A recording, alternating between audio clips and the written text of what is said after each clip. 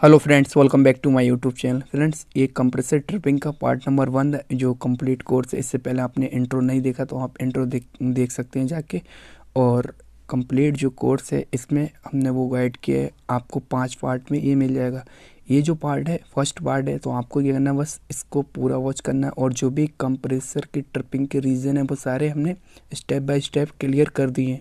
तो आपको क्या करना है, बस ये जो पार्ट है 1 से लेके 5 तक आपको कंप्लीट देखना है। और चाहे वो न्यू टेक्नीशियन हो उसके लिए तो और ज़्यादा यूज़फुल है, और जो ओल्ड टेक्नीशियन के लिए बहुत ज़्यादा फ़ायदेमंद है। क्योंकि वहाँ पे क्या होता है, आपको मोस्टली अगर पता होंगे ट्रिपिंग रीजन तो आप 10 से 12 या 15 20 इससे हद है बस।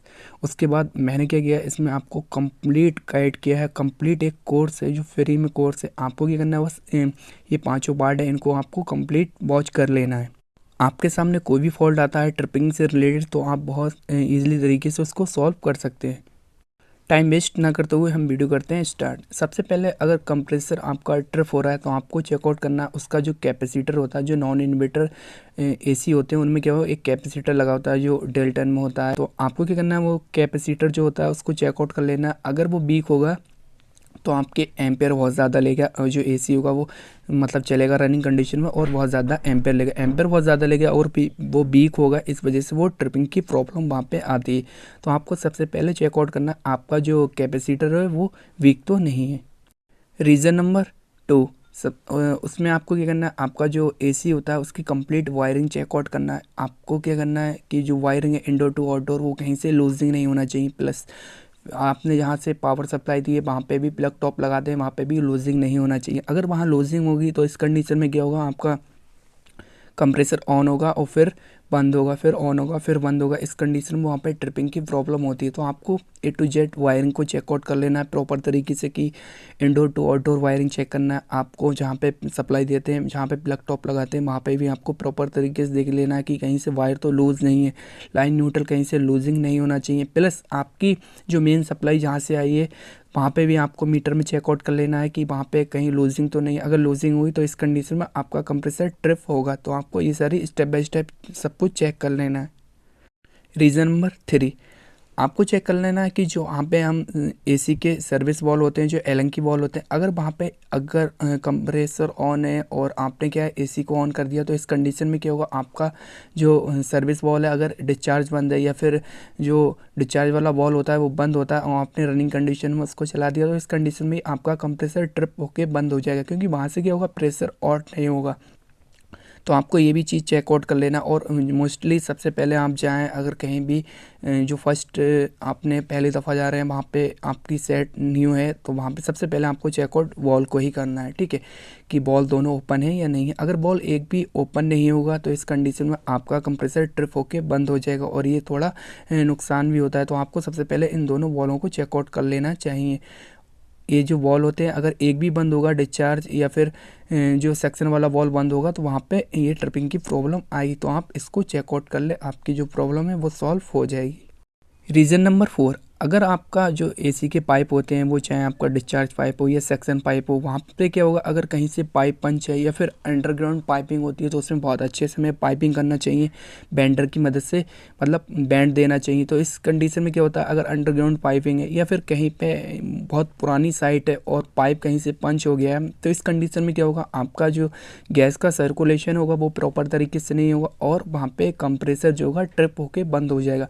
चाहे आपका डिस्चार्ज वाला पाइप पंच हो या फिर सेक्शन वाला पाइप पंच हो, इससे क्या होगा, आपका जो पाइप होगा वहाँ पे गैस जो रिलीज़ हो रही है वो ठीक तरीके से नहीं होगी और गैस का जो सर्कुलेशन होगा प्रॉपर नहीं होगा। इसी वजह से पे क्या होगा, आपका जो डिस्चार्ज वाला पाइप है वो मतलब कहीं से अगर 90% यूँ समझ लें आपका पंच है और वहाँ से गैस प्रॉपर तरीके से नहीं रिलीज़ हो पा रही है तो इस कंडीशन में आपका कंप्रेसर ट्रिप होके बंद हो जाएगा। तो आपको क्या है, पाइपों को चेकआउट कर लेना है कि कहीं से हमारा पाइप पंच तो नहीं है और ये सारी चीज़ देख लेना है आपको।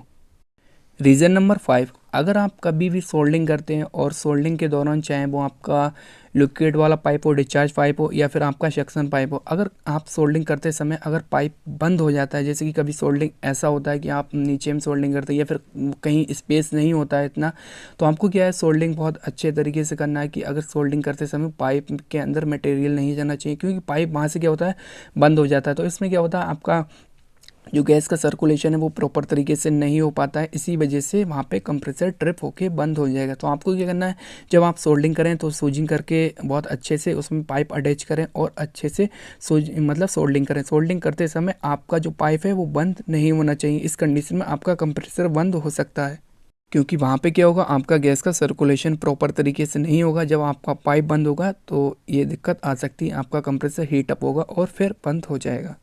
रीज़न नंबर 6, एसी के जो वोल्टेज होते हैं वो प्रॉपर तरीके से नहीं मिले, ये 220 से 230 वोल्टेज नहीं आ रहे हैं और वोल्टेज क्या है कम आ रहे हैं, 180 आ रहे हैं या फिर 160 या 150 तक वोल्टेज आ रहे हैं। तो इस कंडीशन में क्या होगा, आपका जो कंप्रेसर होगा वो मतलब रनिंग कंडीशन में नहीं चलेगा, या फिर वोल्टेज आए 200 फिर उसके बाद वोल्टेज एकदम कम हो गए, तो इस कंडीशन में आपका कंप्रेसर ट्रिप होके बंद हो जाएगा, वोल्टेज अप डाउन होंगे इस वजह से, क्योंकि कंप्रेसर को प्रॉपर तरीके से वोल्टेज मिलना चाहिए। अगर वहाँ तक वोल्टेज नहीं मिलने तो आपका कंप्रेसर ट्रिप होके बंद हो जाएगा। तो आपको इस चीज़ का ध्यान रखना है, वोल्टेज भी चेकआउट कर लेना है।